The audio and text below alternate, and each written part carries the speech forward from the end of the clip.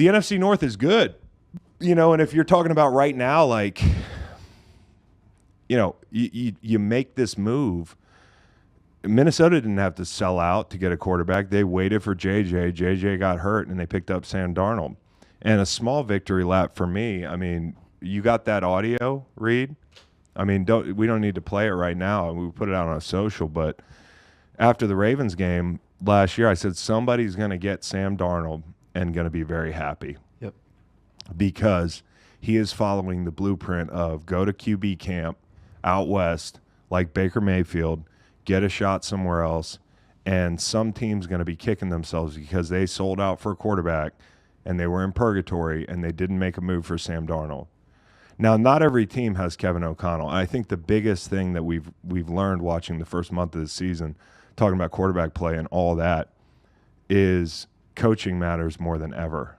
Like scheme matters more than ever. I think there's a couple things at play in general, and guys, I'd be curious what you think, but I think that crop of quarterbacks, the bunch of Hall of Famers, Breeze, Brady, Manning, Rivers, that whole group, Manning. Mm-hmm.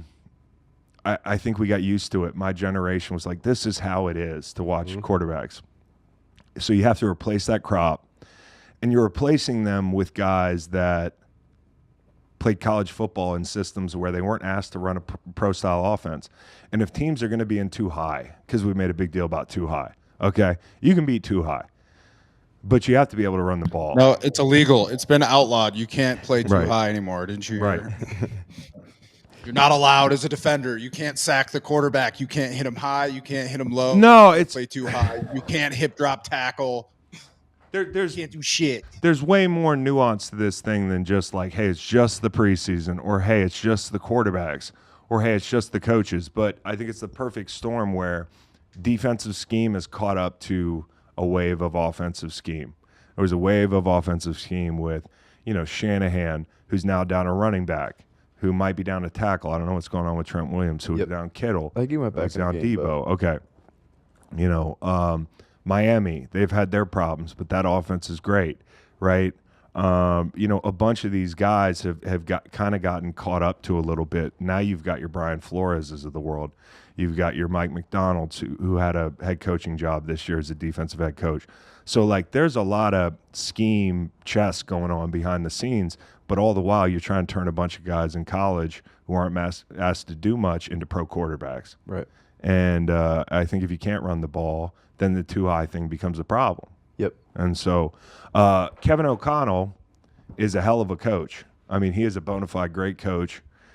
And I would say that Sam Darnold, watching him, the 4 touchdowns he threw in the red zone, because I think if you want to know if a quarterback is a real guy, you put him down in the red zone and you say, hey, make a throw. He made 4 of them, One of them he's rolling left, one of them hits a crosser, but 2 of them are in traffic.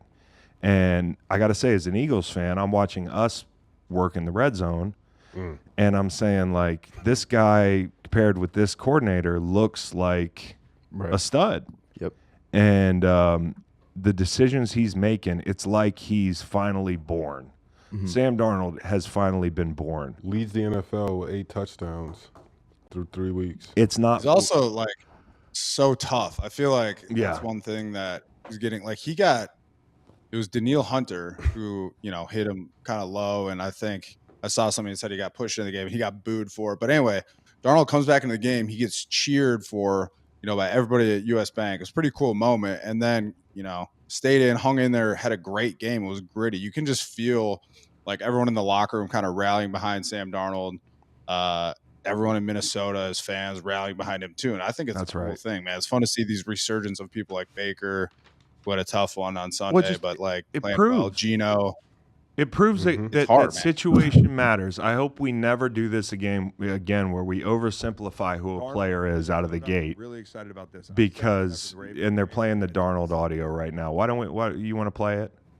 Okay, go ahead and play that so I can. Darnold in Minnesota, I'm really excited about this. I said this after the Ravens game, and I think this San Francisco cameo for Sam Darnold could lead to another opportunity for him. So we could be looking back next year. I can't reach my back. Hunt that played themselves out of draft position, didn't get the guy they wanted to trade, and they go to a Sam Darnold and they say, "Hey, thanks, Kyle Shanahan." I liken it to the Baker Mayfield situation. This might be Baker Mayfield and then some. Yep. Because this guy is playing like a top 10 quarterback, and I see somebody in the chat talking about an overreaction. I'm just telling you, how could it be an overreaction when I told you what would happen? Film don't lie. All right, so the film don't lie. This guy can play. KOC can call plays, and I look at the Texans' first 5 possessions: interception on a tip ball, missed field goal, punt 3 times. You know what was different about this Texans offense this week besides B-Flow saying, hey, you know what, I read the articles about CJ Stroud and how good he is against the blitz. Like, I don't care. Mm-hmm. I'm Brian Flores. 64%. Like, blitz rate. 64% blitz rate, and you don't know where guys are coming from. And it's working because the last 3 games, all 3 games, they've had at least 5 sacks in all games. The rushers are getting home. The coverage is confusing. Why are we not calling this defense Purple Haze? You just might have. Oh, because you don't know. It's hazy out there. You know what I mean? Purple Haze. You hear that Cameron song? Shout out to Cameron. Or Jimi Hendrix. For most Minnesota fans, probably. But the whole thing is, like, this guy has a defense that he can say, like, yeah, CJ is one of the best young quarterbacks in the game, and he shreds the blitz, but, like, I'm going to do what I do. And I'll just say this. The team that walked in this game, they didn't have Joe Mixon. Okay, so that's a big deal. And that also tells you why I think they're going to go far this year. Is like Joe Mixon adds a different element to this offense. They didn't have him. He's really good. It looked different. But more than anything, I look at, like, these 2 teams walking in this game, and for good reason. D'Amico has gotten a lot of credit. Our guy from New England, Nick Caserio, has gotten a lot of credit. They've done a great job. I would say up north there's a group that's doing the same thing. And it's Kevin O'Connell, and it's Kwesi. Yep. And when you look at this team, Aaron Jones, big day yesterday. Yep. Jonathan Grenard, big day yesterday. Hat trick. Blake Cashman, big day last week. Kamu, that's against right. his former team. We talked about this earlier. They brought in vets, right? But also vets who have played in different systems. Right. No one said that before. Gilly, Cashman. Who else was new on the defense? Grenard, obviously coming from Houston. Kamu. Goal. Yeah, Kamu. All these guys, these vets guys who have seen a lot of different systems. And honestly, like, what I'm wondering from you guys, obviously you're all playing on the D-line, but, seeing how well these disguises have worked for the Vikings through the first 3 weeks, why don't we see more of that around the league? Because not everybody because not everybody has the right pieces in the room that can communicate, bringing in veterans. Yep. Okay? Yep. And then also not everybody has the right coach that can communicate how to disguise things and like, what are we doing pre-snap and that sort of thing, because communication is key. And it's communication, but it's also, on top of it, it's trust. And you have to trust that, hey, even though he's showing that, like, I know he's not going there. And right, because guys can look bad. Like, I thought you had deep third. On the fucking TV copy, they're shredding me, thinking that's where I'm supposed to be. I'm supposed to be in the post, but I'm not. And it's not my fault. I played in the New England defense with Brian Flores. I love the guy, okay? And you could tell the Minnesota players love him too. One thing that you're going to get, and this was Bill's defense, but B-Flow, I'm sure, is the same thing, is you're going to get calls right up to the time the ball is snapped. So guys have to be really cerebral to play in this defense, and they have to be aware.